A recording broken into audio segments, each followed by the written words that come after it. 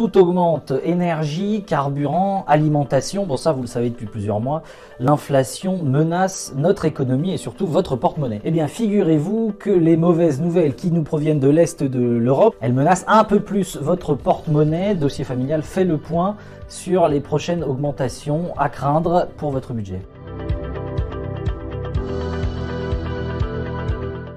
Et malheureusement, le premier poste qui risque de flamber, c'est juste ici, vous l'avez reconnu, une station essence. Pour se procurer un litre d'essence ou de diesel, il faut en moyenne désormais débourser environ 2 € par litre. C'est de la folie, c'est du jamais vu en France et ça risque même d'ailleurs de s'aggraver. Le prix du baril de pétrole coté sur le marché pourrait atteindre dans les prochains mois entre 180 et 200 $, ce qui risque pour certains experts et analystes de faire flamber le prix du litre de carburant à, tenez-vous bien, 2,50 €. C'est absolument fou. En attendant, vous le voyez juste ici, Dossier familial vous propose ces astuces pour consommer moins dès maintenant au volant. Je vous assure que ça vaut le coup. Le deuxième poste de dépense qui risque de virer au rouge dans votre budget, vous vous en doutez, c'est l'énergie, gaz et électricité en tête. Car oui, en plus de produire du pétrole, figurez-vous que la Russie produit du gaz naturel et elle en produit beaucoup.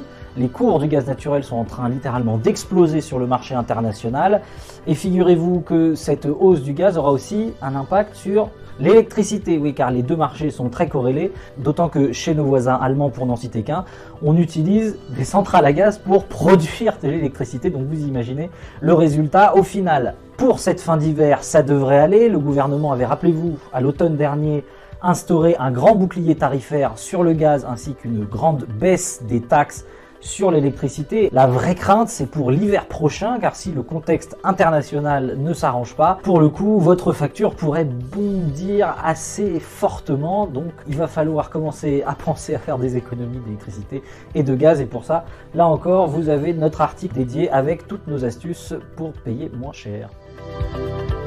Bon, on termine avec l'alimentation. Bah oui, la Russie et l'Ukraine sont deux poids lourds sur le marché agricole international. Déjà parce que les deux pays produisent énormément de blé. Alors me direz-vous, votre baguette de pain que vous achetez au supermarché ou à la boulangerie, elle est rarement fabriquée avec du blé ukrainien ou russe. Oui, sauf que ce blé-là, ce blé français, il est vendu au prix du marché mondial qui est en train de bondir comme vous l'imaginez. Ce sera la même chose pour votre huile neutre, vous savez, la bouteille d'huile de tournesol que vous achetez. Là aussi, ça risque d'augmenter. Pourquoi? L'Ukraine est le premier producteur de tournesol au monde. Enfin, dernier point en matière d'alimentation, ça devrait concerner les fruits et les légumes, puisque figurez-vous que la Russie, oui, je vous entends souffler, la Russie produit énormément d'engrais et de pesticides qui sont achetés par les agriculteurs français. Ça, là aussi, on s'attend à des hausses de prix, donc à des hausses de coûts pour les agriculteurs, et tout ça, vous l'imaginez bien, ce sera répercuté sur vous dans les rayons.